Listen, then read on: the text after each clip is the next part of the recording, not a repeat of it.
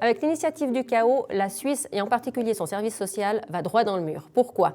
Les cotisations sociales des travailleurs et des travailleuses servent à financer les prestations sociales des rentiers et des rentières. Sans les travailleurs migrants, qui représentent le gros de la masse laborieuse de notre pays, en particulier dans les secteurs de l'industrie, de l'artisanat ou de la santé, ça veut dire qu'on doit se passer obligatoirement de leurs cotisations.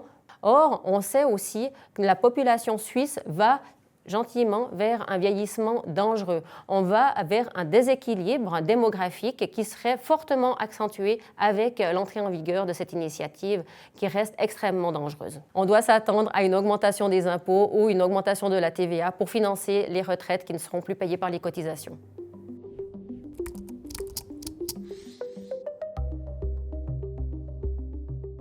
L'UDC, avec son initiative, souhaite avant tout faire exploser les bilatérales. Aujourd'hui, les bilatérales restent le seul garant de la protection des salaires et de la protection des conditions de travail. C'est avec les bilatérales qu'en Suisse, on a une protection des salaires et surtout qu'on peut contrôler les salaires de tout un chacun.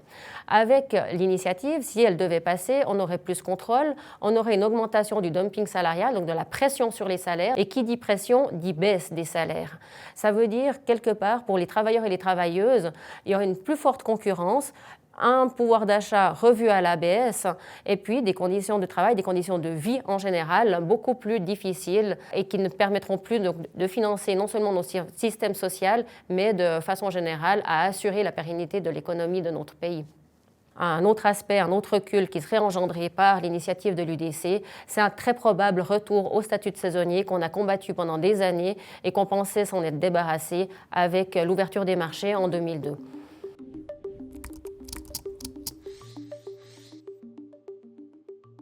Alors ce qu'on oublie de penser quand on doit vraiment réfléchir aux conséquences de l'initiative du chaos, c'est à toutes les conséquences de la suppression des accords avec l'Europe. On aurait non seulement la suppression des bilatérales qui protègent nos salaires, qui protègent nos conditions de travail, mais on aurait également une dénonciation de la Suisse des accords de Dublin, des accords de Schengen. Concrètement, la Suisse se retrouverait seule en Europe pour pouvoir faire face aux grands défis économiques, mais aussi politiques. On sait aujourd'hui que sans l'Europe, la Suisse n'a aucune chance de trouver une solution avec l'arrivée des migrants qui font appel à des mesures de protection en Suisse. La Suisse se retrouverait toute seule au milieu d'une quantité de crises et elle devrait seule faire face à ces crises.